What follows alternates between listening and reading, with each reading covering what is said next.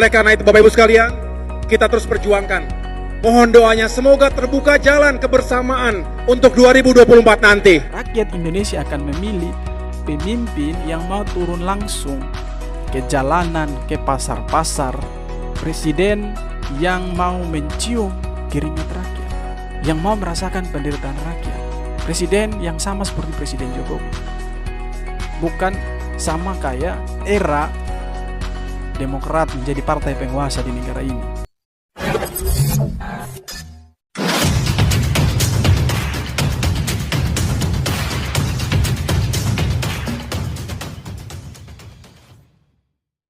Halo teman-teman semuanya, balik lagi sama saya Vicky Ridho. Di video kali ini saya mau menanggapi sebuah pidato dari AHY teman-teman. Mungkin video ini video lama dari AHY, tetapi saya ingin sekali untuk menanggapi video ini ya.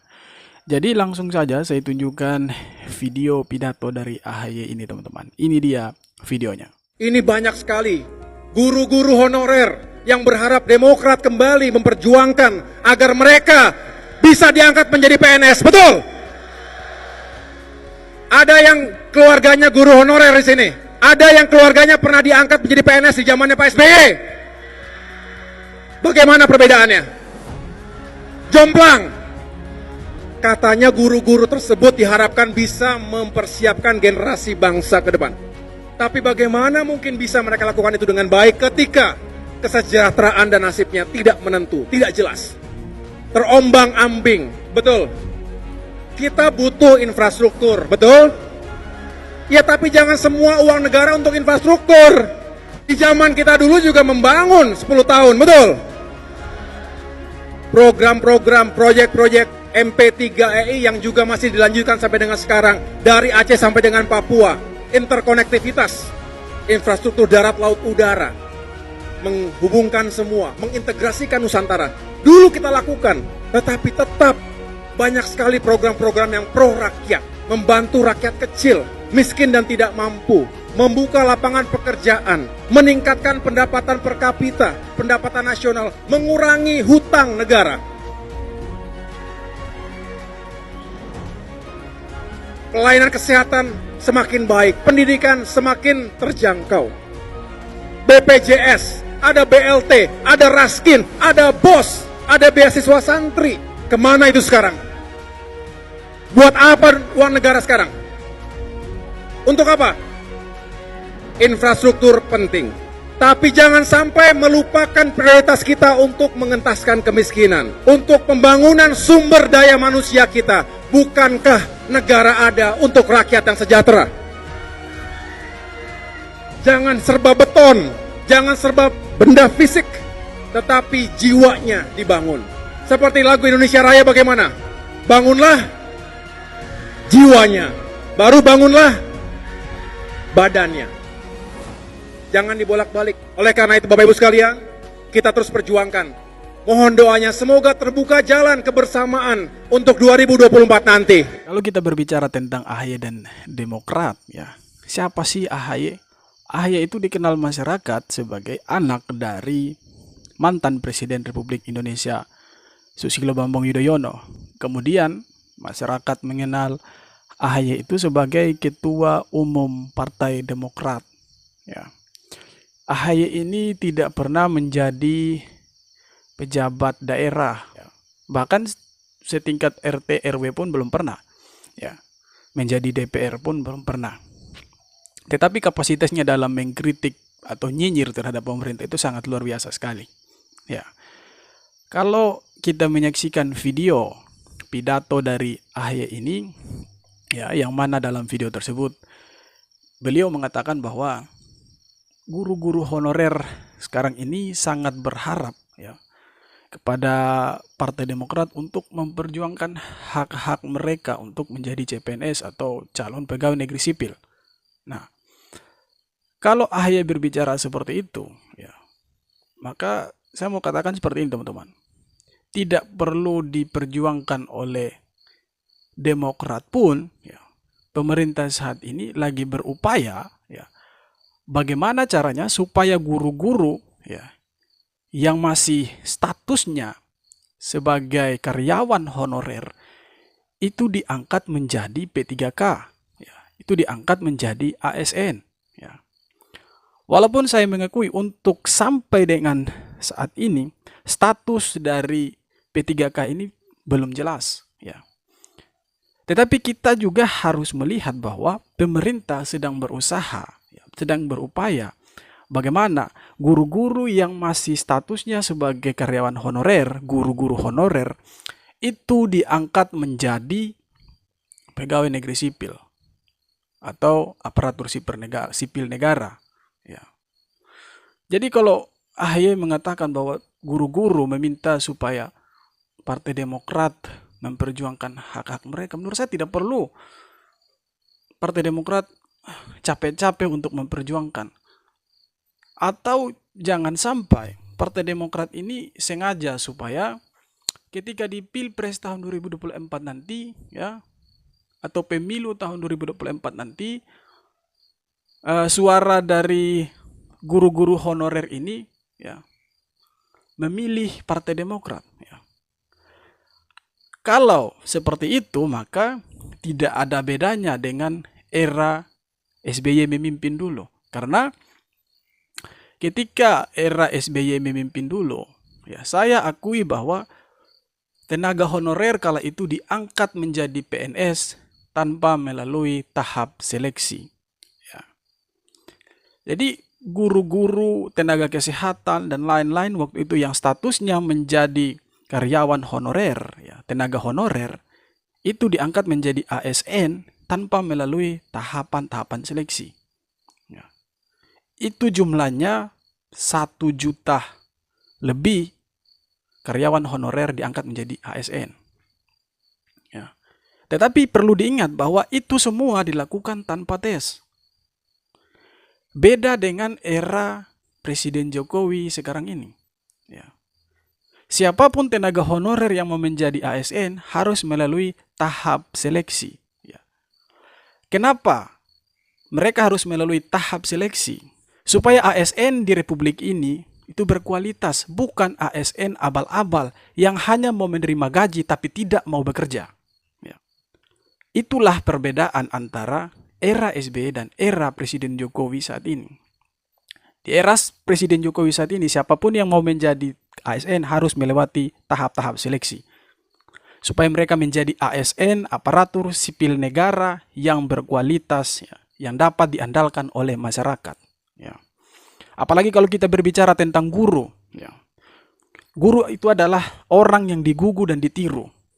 Jadi karyawan-karyawan honorer khususnya guru-guru di Indonesia ini itu harus melalui tahapan-tahapan tes, tahapan-tahapan seleksi untuk menjadi seorang ASN. Ya. Supaya mereka menjadi guru yang berkualitas, ya, guru yang kompatibel, guru yang berintegritas, yang mendidik dan mencerdaskan anak bangsa. Ya. Walaupun di era SBY, guru-guru atau tenaga honorer itu diangkat tanpa tes. Itulah perbedaannya, diangkat tanpa tes dan diangkat melalui tahapan-tahapan seleksi. Ya. Kemudian kalau AHY berbicara mengenai infrastruktur, dia mengatakan bahwa jangan semua uang negara dipakai untuk membangun infrastruktur. Harus dipakai juga untuk mensejahterakan rakyat. Ya. Harus dipakai untuk mensejahterakan rakyat. Pertanyaan saya ketika era SBY memimpin, apakah semua rakyat Indonesia itu sudah sejahtera? Atau justru malah sebaliknya? Di era Presiden Jokowi sekarang ini, ya, justru kesejahteraan masyarakatlah yang paling utama diperhatikan oleh Presiden Jokowi. Tidak percaya? Coba nonton video-video dari Presiden Jokowi. Ya. Presiden Jokowi turun ke daerah-daerah. Hampir setiap saat Presiden Jokowi turun ke daerah-daerah, menyapa masyarakat. Turun ke pasar-pasar, turun ke jalan-jalan untuk menyapa rakyatnya di sana. Memberikan bantuan. Ya. Beda dengan SBY dulu. Contohnya kami di Indonesia Timur. Ya. Apa sih yang dibangun SBY ketika dia memimpin Indonesia ini? Ya. Apa sih yang dibangun di NTT ini? Contohnya salah satu proyek mangkrak yang ada di Kupang. Ya. Proyek mangkrak di era SBY itu sangat banyak sekali. Belum ditambah lagi dengan korupsi-korupsi. orang-orang Demokrat yang dengan slogan mengatakan bahwa katakan tidak pada korupsi, tapi sebagian besar dari mereka yang mengatakan tidak pada korupsi, merekalah yang melakukan korupsi, merekalah yang merampok uang rakyat. Jadi kalau AHY mau membanding-bandingkan antara era bapaknya dan era Presiden Jokowi sekarang ini, menurut saya dia sangat blunder, itu sangat konyol. Ya.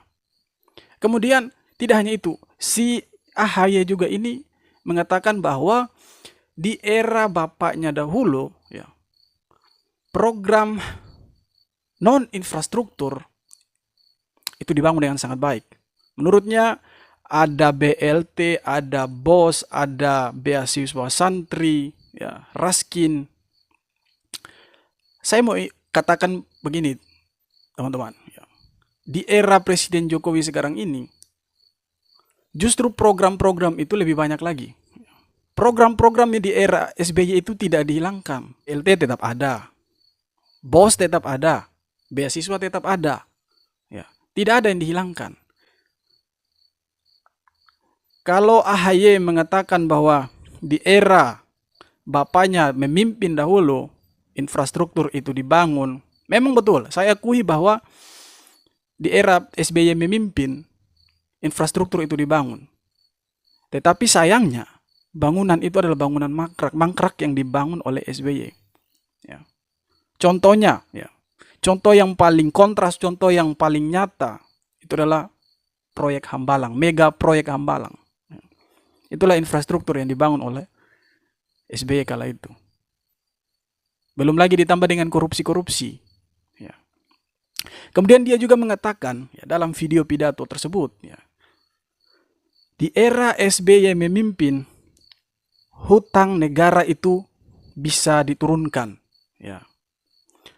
Oke, begini teman-teman. Di era SBY, ya, utang negara itu bisa diturunkan. Tetapi korupsi itu dinaikkan.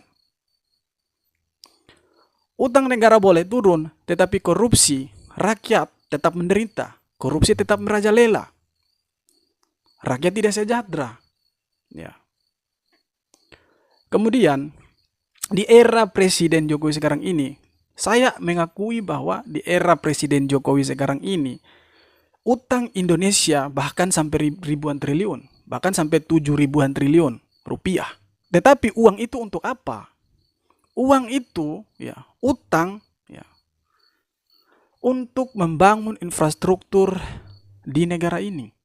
Untuk membangun rumah sakit, untuk membangun jalan, untuk membangun bandara, jembatan, waduk, bendungan, dan lain sebagainya. Belum lagi ditambah dengan pembangunan-pembangunan program-program non-infrastruktur seperti PKH, ya, program keluarga harapan, ya. Kemudian ada beasiswa, kemudian ada bantuan langsung tunai, ya. Dan juga di era SBY itu tidak terjadi pandemi seperti di era Presiden Jokowi. Di era Presiden Jokowi kita tahu baru saja kita meninggalkan yang namanya pandemi COVID-19, ya, pandemi COVID-19. Jadi wajar ketika pemerintah itu, ya, menaikkan utang sampai 7.000 triliun. Ya.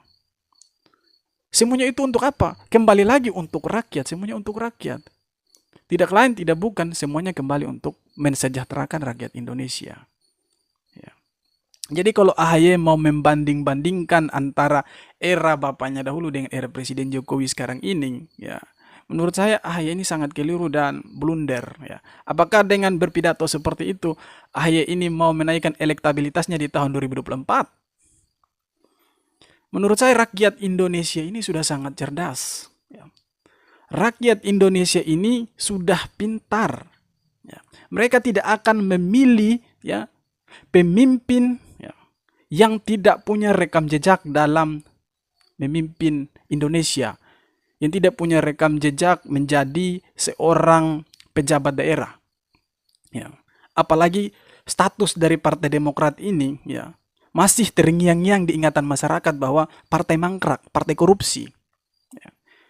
Kalau tujuan pidato dari AHY ini adalah untuk menaikkan elektabilitasnya di bursa capres tahun 2024 mendatang, ya, menurut saya dia salah besar. Ya. Karena rakyat Indonesia sudah pintar, sudah cerdas. Ya. Rakyat Indonesia akan memilih pemimpin yang mau turun langsung ke jalanan, ke pasar-pasar. Ya. Presiden yang mau mencium keringat rakyat. Ya. Yang mau merasakan penderitaan rakyat. Presiden yang sama seperti Presiden Jokowi. Ya. Bukan sama kayak era Demokrat menjadi partai penguasa di negara ini. Ya. Oke teman-teman, jadi tanggapan saya buat video pidato dari AHY ini sekian saja. Jangan lupa untuk like, komen, dan subscribe. Kita jumpa lagi di video berikutnya. Hormat.